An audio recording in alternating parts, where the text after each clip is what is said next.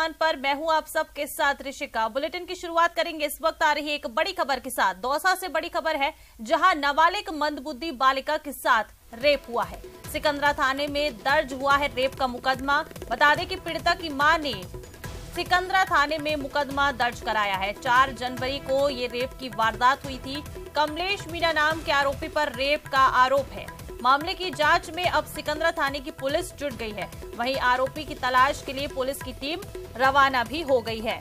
बड़ी खबर इस वक्त की ये दौसा से आपको बता रहे हैं। नाबालिग मंदबुद्धि बालिका के साथ रेप का मामला सामने आया है, जिसमें सिकंदरा थाने में रेप का जो मुकदमा है वो दर्ज भी हो गया है। पीड़िता की मां ने बता दें कि सिकंदरा थाने में केस दर्ज कराया है और 4 जनवरी को ये रेप की पूरी वारदात हुई थी। ज्यादा जानकारी लेंगे सहयोगी आशीष शर्मा फोन लाइन पर हमारे साथ जुड़ चुके हैं। आशीष, क्या कुछ जानकारी है? जो रेप का आरोपी है उसकी तफ्तीश में पुलिस की जांच अभी तक कहां तक पहुंची है? बिल्कुल, ये 16 साल की एक नाबालिग लड़की है जो मंदबुद्धि है और 4 जनवरी को उसके साथ रेप की घटना हुई थी। लेकिन मंदबुद्धि होने के कारण वो स्पष्ट रूप से अपने परिजनों को पूरी वारदात के बारे में बता नहीं पाई थी। जैसे तैसे उसने अपनी मां को इशारों में अपनी घटना हुई, दरिंदगी हुई है उसके बारे में बताया। उसके बाद में सिकंदरा थाने में मुकदमा दर्ज हो गया है। पीड़िता का मेडिकल कराया गया है और आज मनोचिकित्सक से इसकी रिपोर्ट ली जाएगी, क्योंकि मंदबुद्धि लड़की है तो मनोचिकित्सक रिपोर्ट देंगे कि इसकी मानसिक स्थिति कैसी है और इसके बाद में न्यायालय में भी बयान कराए जाएंगे। इधर आरोपी की तलाश के लिए पुलिस की एक टीम रवाना की गई है, लेकिन जब तक, क्योंकि मंदबुद्धि लड़की है, पूरी ठीक तरीके से जांच नहीं हो जाएगी, पूरे बयान स्पष्ट रूप से नहीं आ जाएंगे, तब तक उसकी गिरफ्तारी शो नहीं हो पाएगी। वैसे पुलिस ने जो आरोपी है उसको डिटेन करके हिरासत में ले रखा है, लेकिन जब तक पूरे घटनाक्रम का ठीक तरीके से खुलासा नहीं हो जाएगा तब तक उसकी गिरफ्तारी शो नहीं की जाएगी। ठीक है आशीष, आप हमारे साथ बने रहिएगा। आगे की खबरों पर भी हम आपसे अपडेट्स लेते रहेंगे। आगे बढ़ेंगे और देखिए दौसा से ही एक और बड़ी खबर आपको बता दें। धर्मशाला में शव जो मिला था युवती का, उसमें अपडेट आपको बता दें। पुलिस ने दोनों ही साथियों को अब अरेस्ट कर लिया है। आरोपी पवन और उसके साथ जो महिला थी उसे गिरफ्तार कर लिया गया है। आरोपी पवन बता दें कि लड़कियों की खरीद फरोख्त करता था। आकांक्षा को हेल्प का बहाना देकर ये लोग मेहंदीपुर बालाजी लाए थे। चाय में नशे की गोलियां डाल दी थी और इसके बाद आकांक्षा को बेहोश कर दिया था। अवैध संबंध बनाने की कोशिश के दौरान विरोध करने पर मर्डर कर दिया गया। हत्या के बाद पवन और उसकी महिला बता दें कि एक साथ फरार हो गए थे। आरोपी ने हत्या का प्रायश्चित करने के लिए हरिद्वार में डुबकी भी लगाई थी। आरोपी ने पंडितों को भी भोजन कराया था। पहले भी बता दें कि वो लड़कियों की खरीद फरोख्त कर चुका है। आरोपी के खिलाफ लड़कियों को बेचने के जैसे कई मुकदमे दर्ज हैं। और बता दें कि इस पूरे मामले में आज मेहंदीपुर बालाजी रूम नंबर 13 के हत्याकांड का खुलासा करेंगे। बड़ी खबर दौसा से आपको बता रहे हैं। धर्मशाला में मिले युवती के शव में बड़ा अपडेट आपको बता रहे हैं। दोनों ही साथियों को पुलिस ने गिरफ्तार कर लिया है। ज्यादा जानकारी लेंगे सहयोगी आशीष हमारे साथ लगातार फोन लाइन पर बने हुए हैं। आशीष, बड़ी सफलता मिल गई है पुलिस को इस पूरे मामले में, दोनों ही आरोपियों को गिरफ्तार कर लिया गया है। बिल्कुल, जो मुलकराज धर्मशाला में के रूम नंबर 13 में जो हत्याकांड हुई थी, जो मर्डर मिस्ट्री हुई थी, उसका खुलासा हो चुका है। और जो दोनों साथी जो इस लड़की के साथ लड़की को लेकर आए थे, इन दोनों ने ही मर्डर की वारदात को अंजाम दिया था।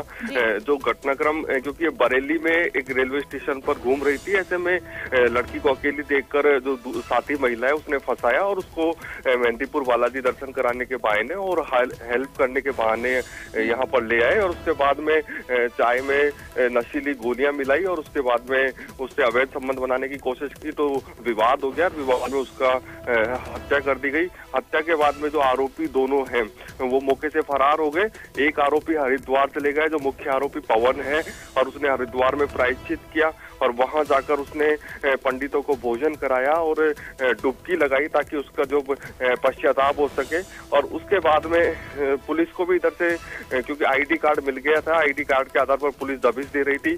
पुलिस ने जो आरोपी है उसको अलीगढ़ उत्तर प्रदेश से उसको हिरासत में लिया और उससे लगातार पूछताछ की तो उसने वारदात को कबूल कर लिया है और अभी उसकी गिरफ्तारी की गई है। अब करीब 11 बजे मेहंदीपुर बालाजी थाना पुलिस प्रेस कॉन्फ्रेंस करेगी।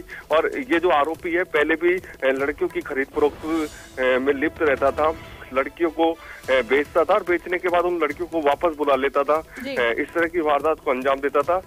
जैसे लुटेरी दुल्हन होती है उस तरह की वारदातों को अंजाम देता था, लड़कियों को भेजा जाता था। बिल्कुल आशीष, जैसे कि आप बता रहे हैं कि जो आरोपी है इसके खिलाफ पहले भी लड़कियों को बेचने जैसे कई अनेक मुकदमे दर्ज हैं, तो अब इसके ऊपर क्या कुछ एक्शन लिया जाएगा पुलिस के द्वारा और आज क्या कुछ खुलासा कर सकती है पुलिस?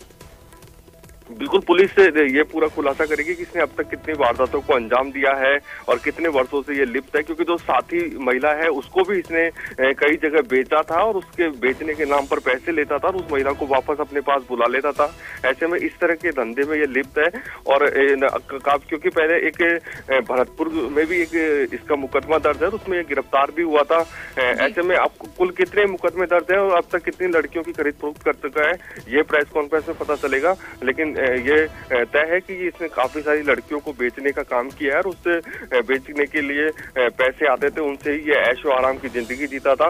हालांकि हो सकता है कि मर्डर की घटना इसके साथ पहली हुई हो, क्योंकि मर्डर के बाद में जिस तरह प्रायश्चित करने गया तो निश्चित रूप से माना जा रहा है कि इसकी मर्डर की घटना पहली हुई हो, लेकिन खरीद फरोख्त लड़कियों को बेचने का काम ये लंबे समय से कर रहा था। बिल्कुल आशीष, अब देखना होगा कि पुलिस इस पूरे मामले में आज क्या कुछ खुलासा करती है। शुक्रिया आपका इन तमाम जानकारियों के लिए।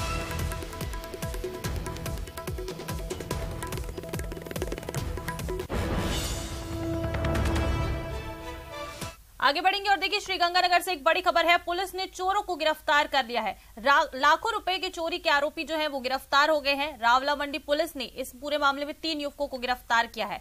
17 केडी गांव में सूने मकान से इन चोरों ने चोरी की थी। 40 लाख के आभूषण इन चोरों ने पार किए थे। रावला मंडी थाना पुलिस युवकों से अब पूछताछ में जुटी हुई है। श्रीगंगानगर से बड़ी खबर आपको बता रहे हैं। पुलिस ने चोरों को गिरफ्तार कर लिया है। लाखों रुपए की चोरी करने वाले आरोपियों को पुलिस ने गिरफ्तार किया है। बता दें कि रावला मंडी पुलिस ने 3 युवकों को गिरफ्तार किया।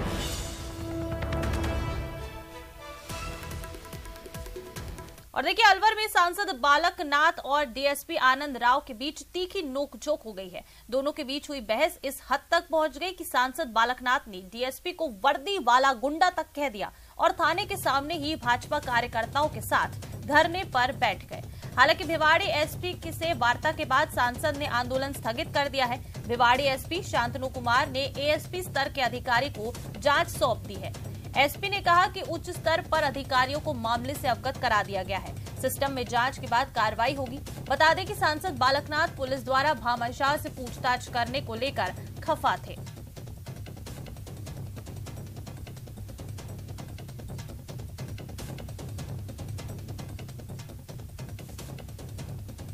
किया है, डीजीपी साहब से बात की है और हमने पुलिस ने हमसे ये कहा है कि हम 5 दिन के अंदर अंदर इस मामले की छानबीन कर और इसमें जो डीएसपी के द्वारा कार्रवाई की व्यक्तिगत रूप से जानबूझकर इन लोगों को जो जेल के अंदर उसने डाला है उसके खिलाफ कार्रवाई करेंगे। 5 दिन के अंदर अंदर हम इनको आपको इस बात को स्पष्ट करके इनके खिलाफ कार्रवाई को आगे बढ़ाएंगे। कार्रवाई 5 दिन में इनके अंदर अंदर कर दी जाएगी, ये उन्होंने कहा।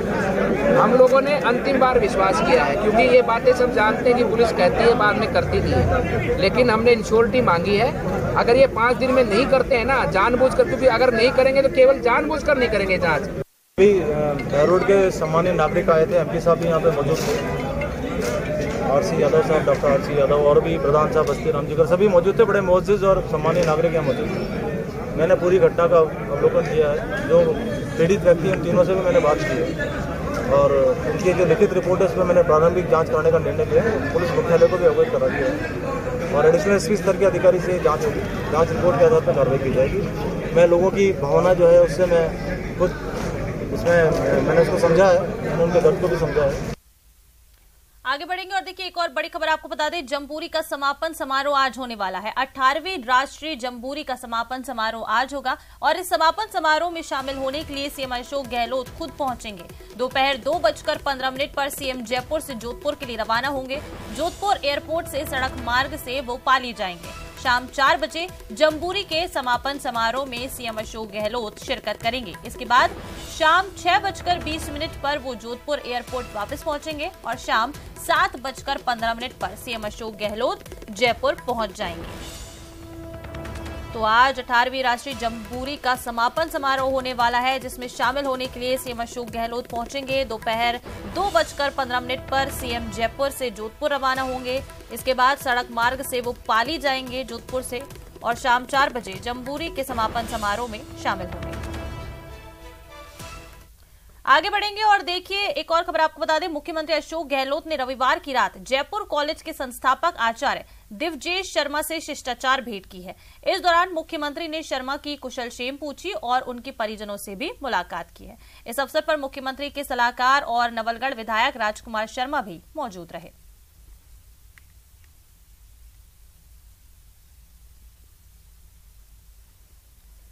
और कांग्रेस के नए प्रभारी सुखजिंदर सिंह रंधावा फुल एक्शन में है। हाथ से हाथ जोड़ो अभियान के लिए बता दें कि रंधावा फुल एक्शन में है और इसी को लेकर तैयारियों की बैठक के दौरान कई प्रभारियों के न पहुंचने पर रंधावा नाराज हो गए। कांग्रेस प्रभारी ने सीएम अशोक गहलोत से कहा कि यहां थोड़ी सख्ती की जरूरत है, अब सभी की परफॉर्मेंस देखी जाएगी, जीरो परफॉर्मेंस वालों का क्या काम है। परफॉर्मेंस देखी जाएगी क्योंकि ये लास्ट ईयर है, परफॉर्मेंस का है। 4 साल परफॉर्मेंस या कोई उन्होंने जो भी किया, अब देखेंगे कि परफॉर्मेंस क्या है। और हर मंत्री की भी परफॉर्मेंस में सीएम साहब ने आज बहुत अच्छा जो स्पीच किया है, वो मैं इनको भी धन्यवाद देता हूँ कि इन्होंने बड़े स्पष्ट, क्योंकि मैंने इनको कहा था कि आप थोड़े सॉफ्ट हैं, अब हमें सख्ती जो बरतनी पड़ेगी, इन्होंने मेरा कहना मान लिया। और देखिए जयपुर में पीसीसी वॉर रूम में हाथ से हाथ जोड़ो अभियान को लेकर बैठक संपन्न हुई, जिसके बाद सीएम ने पूरे प्रोग्राम की जानकारी दी है और बीजेपी पर निशाना साधा। तो हमारे लिए तो एक प्रकार से ये प्रोग्राम भी उसका अंग बन गया है कि प्रोग्राम शानदार बनेगा। तो हमें यकीन है कि इस बार 4 साल के बाद में ही आम जनता के जुबान से जो बात निकल रही है कि सरकार विरोधी लहर इस बार नहीं है। अगर ये बात आपके जहन में भी है, आप लोग भी बात कहते रहते हैं, ये बात हकीकत में है, तो मेरा मानना है कि अगर हमारे सब कार्यकर्ता मेहनत करेंगे और हम लोगों ने जो बजट में घोषणा कर रखी है, लास्ट बजट आने वाला है अगले महीने, तो मैं समझता हूँ कि हम आगे बढ़ेंगे और इस बार सरकार रिपीट कैसे हो ये सुनिश्चित करने के लिए कसर नहीं छोड़ेंगे।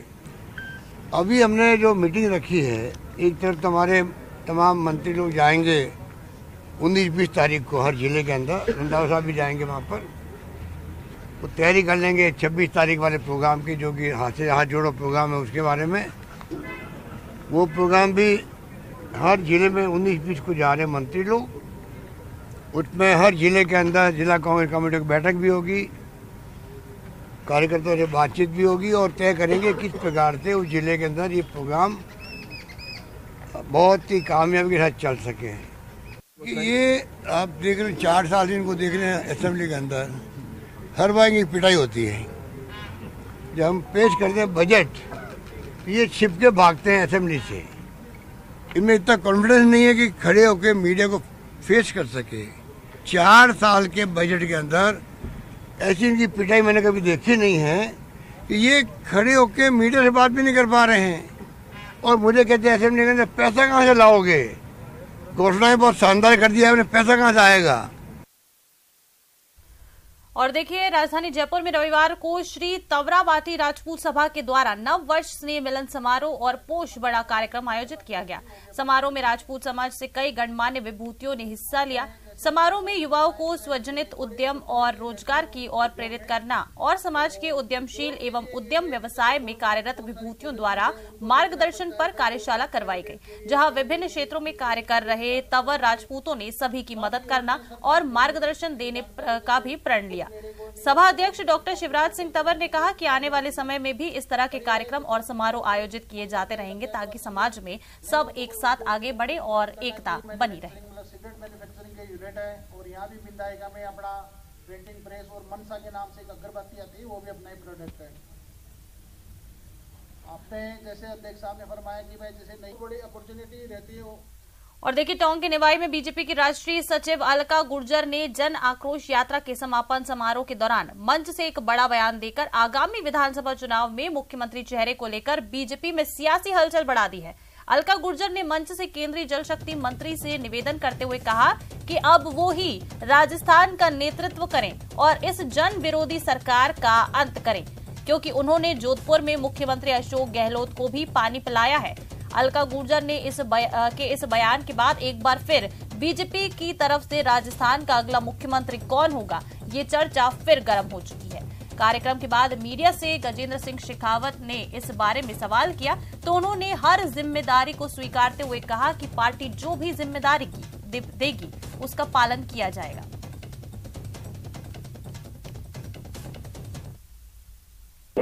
आज मैं स्वागत करना चाहूंगी सम्मानीय जल शक्ति मंत्री जी का, जो यहाँ निवाई की धरती पर उपस्थित है और जिन्होंने बड़ों को पानी पिलाने का काम किया है। उन्होंने जोधपुर में तो मुख्यमंत्री जी को पिला ही दिया। अब मैं आह्वान करती हूँ कि वो राजस्थान की जनता को नेतृत्व दें। एक बात आपके सामने स्पष्ट करना चाहता हूँ, मैं जिस विचार परिवार से आता हूँ, विचारधारा से आता हूँ, वहाँ व्यक्ति ये तय नहीं करता कि कौन किस दौड़ में होगा और कौन किसके लिए काम करेगा।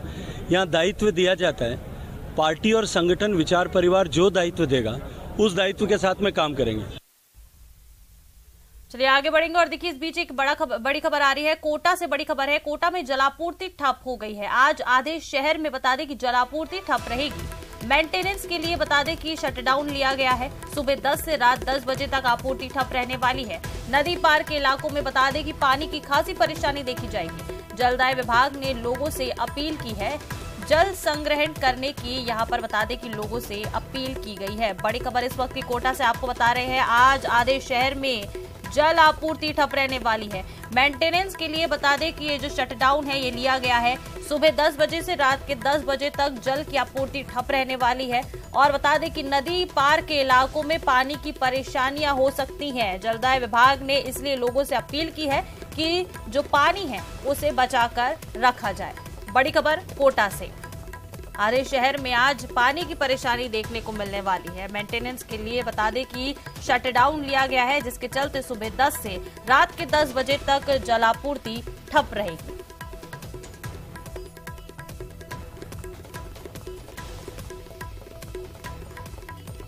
तो कोटा के आधे शहर में आज पानी नहीं मिलेगा। लोग पानी के लिए परेशान होंगे। जलापूर्ति ठप रहने वाली है। मेंटेनेंस कार्य के चलते बता दें कि ये शटडाउन लिया गया है। आगे बढ़ेंगे और अब बात करेंगे प्रदेश में कहर ढाती हुई ठंड की। बता दें कि प्रदेश भर में अभी सर्दी और सताने वाली है। प्रदेश भर में ठंड का दौर जारी है। मौसम विभाग ने अलर्ट जारी कर दिया है। कई जिलों में शीतलहर चलने की संभावना है, जैसे कि अलवर, भरतपुर, झुंझुनू, करौली, सीकर, चुरू, हनुमानगढ़ में शीतलहर चलने की संभावना जताई गई है। और बता दें कि कई इलाकों में सर्दी से कुछ राहत भी मिली है। लेकिन तस्वीरें आप देखिए, आपकी टीवी स्क्रीन पर आपको दिखा रहे हैं, जिनमें आप देख सकते हैं कि किस कदर घना कोहरा जो है वो छाया हुआ है। और इसी कोहरे की वजह से जनजीवन अब पूरी तरह से प्रभावित हो रहा है। लोग दिन में भी अपनी गाड़ियों की जो लाइट है वो चलाकर निकल रहे हैं, क्योंकि विजिबिलिटी काफी कम हो गई है। विजिबिलिटी कम होने की वजह से लोगों को आने जाने में परेशानियों का सामना करना पड़ रहा है। इसके साथ ही ठिठुरन बढ़ती जा रही है और इसी वजह से जो लोग हैं अब अलाव का सहारा लेने को मजबूर हो चुके हैं। बता दें कि सुबह के 7:30 बज जाते हैं, 8 बज जाता है और सूर्य देव के दर्शन नहीं होते हैं। इससे आप अंदाजा लगाया जा सकता है कि प्रदेश में जो ठंड है वो किस कदर दिन पर दिन बढ़ती जा रही है। टेम्परेचर में लगातार गिरावट दर्ज की जा रही है। बता दें कि कई जिलों में जो टेम्परेचर है वो माइनस में भी दर्ज किया गया है। तो चलिए हमारे सहयोगी हमारे साथ अलग अलग जगहों से जुड़ रहे हैं, उनसे जानकारी लेंगे कि किस कदर जो ठंड है वो अपना कहर बरपा रही है। हमारे साथ देखिए प्रतीक सोलंकी सिरोही से जुड़ रहे हैं और संदीप सीकर से जुड़ रहे हैं। सबसे पहले संदीप, आपके पास आते हुए, सीकर में जैसा कि अभी पिछले कुछ दिनों से लगातार देखा जा रहा है कि टेम्परेचर माइनस में दर्ज किया जा रहा है। आज की बात की जाए तो आज क्या टेम्परेचर है सीकर में और किस तरह की परेशानियां हो रही है लोगों को इस ठंड में? देखिए ऋषिका, अगर सीकर की और शेखावाटी अंचल की बात की जाए तो आज जो मौसम है उसमें कहीं ना कहीं आज बदलाव नजर आ रहा है। जिस तरह से आप हमारे पीछे देख सकते हैं कि हल्के बादल छाए हैं और मौसम जो है वो साफ हुआ है। तो बादल आने की वजह से और मौसम साफ होने की वजह से चूंकि आज ये माना जा सकता है कि तापमान जो है वो अब जमाव बिंदु से कुछ ऊपर जरूर आएगा। नहीं तो पिछले जो एक हफ्ते से का समय हो गया और 5 दिन से तो तापमान जो माइनस में चल रहा था, तो अब आज ये कुछ राहत की बात जरूर है कि एक तो मौसम साफ हुआ है, कोहरा नहीं आया है, और दूसरी तरफ जो बादल है तो बादलों की वजह से ये माना जा सकता है कि अब धीरे धीरे जो है वो लोगों को अगले कुछ दिन सर्दी से राहत मिल सकती है। और बादल आए तो उससे एक अंदाजा ये भी लगाया जा सकता है कि अगर दिन में मौसम में और इसी तरह से परिवर्तन होता है तो दिन के समय तो जरूर जो है वो सर्दी लोगों को परेशान करेगी, लेकिन इसी तरह से अगर परिवर्तन होता है और फिर अगर मावट होती है तो फिर एक अच्छी खबर रहेगी किसानों के लिए भी और खेती के लिए भी कि अगर मावट होती है तो निश्चित रूप से अच्छा फायदा होगा। लेकिन फिलहाल जो सर्दी है उसका असर आज कुछ कम लग रहा है, बहुत ज्यादा तो नहीं कह सकते, क्योंकि लगातार जो पिछले 5 दिन से तापमान माइनस में चल रहा है तो आज ये माना जा सकता है कि पारा जो है वो कहीं ना कहीं थोड़ा बहुत जमाव बिंदु से ऊपर आ सकता है। जी बिल्कुल, जैसा कि आप बता रहे हैं संदीप की आज थोड़ी बहुत राहत मिलती हुई लोगों को नजर आ रही है। देखिए आपके पास एक बार फिर से लौटूंगे, हमारे सहयोगी सिरोही से प्रतीक भी हमारे साथ जुड़े हुए हैं। प्रतीक से जानेंगे कि आखिर सिरोही में क्या अभी फिलहाल टेम्परेचर चल रहा है। देखिए जिस तरह से प्रतीक, देखिए जिस तरह से अभी सीकर से संदीप बता रहे थे कि आज थोड़ी राहत मिली हुई है, अगर बात की जाए सिरोही की तो फिलहाल वहां क्या कुछ स्थिति है, क्या वहां भी कुछ राहत मिलती हुई नजर आ रही है? बिल्कुल बताना चाहूंगा, अगर यहाँ पर देखा जाए तो यहाँ पर भी तापमान में जो उछाल आया है जिससे लोगों को राहत के साथ मिलती हुई साफ तौर से नजर आ रही है। हालांकि आसमान साफ है, धुंध नहीं है, जिसके कारण जो लोग जो है फिर से जो है लोगों ने इस सर्दी के सितम जो है जो लोगों को अब जो है कहीं ना कहीं राहत मिलती हुई नजर आ रही है। जहां पर बच्चे और बुजुर्ग जो है लगातार तापमान के बदलने के कारण जो है ओपीडी बढ़ चुकी थी, वही ना वही देखा जाए तो अब इससे जो है नियंत्रण पर काबू पाया जा सकेगा। लेकिन कहीं ना कहीं देखा जाए तो ये जो सर्दी है माउंट आबू में कुछ अलग ही इसका जो है नजारा देखने को मिलता है, क्योंकि लगातार माउंट आबू में सैकड़ों की तादाद में पर्यटक जो है यहाँ पर लगातार मौसम के बदलाव का जो है देखने के लिए रुख कर रहे हैं। और अरावली की पहाड़ियां जो है लगातार जो है ओस और धुंध से जो है ढकी हुई रहती है, जिसका नजारा अपने कैमरे में कैद करते हुए कई सैलानी जो है वहां पर नजर आते हैं। लेकिन पिछले 2 दिनों से जो है अब जो है मौसम में बदलाव होने के कारण जो है लोग जो है राहत के साथ लेते हुए नजर आ रहे हैं, जिससे कहीं बच्चे जो है स्कूल जाने में दिक्कत हो रही थी तो उनको भी कहीं ना कहीं जो है अभी यानी कि जो है ये फायदा मिलता हुआ नजर आ रहा है। लेकिन कहीं ना कहीं देखा जाए तो 2 दिन पहले जो मावट हुई थी उससे जो किसानों को खासा नुकसान भुगतना पड़ा था, क्योंकि मावट होने के कारण किसानों की फसल जो है कम से कम 70% तक तो है वो नष्ट हो चुकी है, जिससे किसान जो है अब सरकार से मांग कर रहे हैं। लेकिन लगातार देखा जाए तो मौसम के बदलाव के कारण इसका सीधा असर जो है ये ठंड किसी की परेशानी का सबब बनी हुई है तो किसी के लिए ये फायदे का भी सौदा है। हमारे साथ सहयोगी जयपुर से राकेश भी जुड़े हुए हैं। जयपुर से राकेश, अगर राजधानी की बात की जाए तो जैसे कि और जो जिले हैं वहां पर थोड़ी बहुत राहत देखी जा रही है, क्या राजधानी जयपुर में राहत देखने को मिल रही है? क्या आज वहां का टेम्परेचर है? देखिए ऋषिका, हम पूरे राजस्थान की बात करेंगे। राजस्थान में अगर हम देखें तो राजस्थान में दिन और रात के तापमान में जो है परिवर्तन ज्यादा आया है। दिन का तापमान लगभग 26 से 27 डिग्री के आसपास पहुंच गया है, जो पहले 18 से 19 डिग्री के आसपास था, यानी लगभग 8 से 9 डिग्री जो दिन के तापमान में वृद्धि हुई है। रात के तापमान में उतनी वृद्धि नहीं हुई है। रात का तापमान जो 4 डिग्री के आसपास था वो अब 7 डिग्री के आसपास पहुंच गया है, यानी दिन और रात के तापमान का जो अंतर है वो बहुत ज्यादा बढ़ गया है। निश्चित तौर पर ये जो तापमान में बढ़ोतरी है इससे जो असर जनजीवन पर पड़ता है, स्थानीय या मौसमी बीमारियां हैं वो इससे पैर पसारती हैं। पूरे राजस्थान की बात करें तो राजस्थान के 11 जिलों में अभी भी जो तापमान है वो 5 डिग्री ऐसे नीचे है। खासतौर पर जो करौली है, बिल्कुल राकेश, जिस तरह से राजस्थान में पूरे प्रदेश भर में जो ठंड का प्रकोप है वो लगातार जारी है। सहयोगी श्रीगंगानगर से अशोक भी हमारे साथ जुड़े हुए हैं। अशोक, श्रीगंगानगर में क्या कुछ टेम्परेचर है, क्या कुछ राहत मिलती हुई लोगों को नजर आ रही है? आपके पीछे मैं देख सकती हूँ घना कोहरा नजर आ रहा है, क्या हलचल फिलहाल?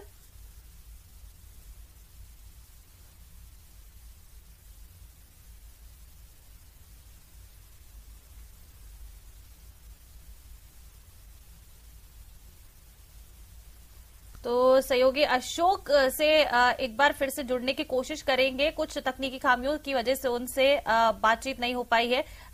राकेश, एक बार फिर से आपके पास ही लौटूंगी। जिस तरह से आप बता रहे थे कि राजधानी जयपुर सहित पूरे प्रदेश में देखें तो कई जगहों पर 5 डिग्री से भी कम तापमान जो है वो देखा जा रहा है। क्या कुछ राहत मिलने वाली है? कोई क्या चेतावनी दी गई है मौसम विभाग की ओर से, क्योंकि कई जिलों में तो अलर्ट भी जारी है?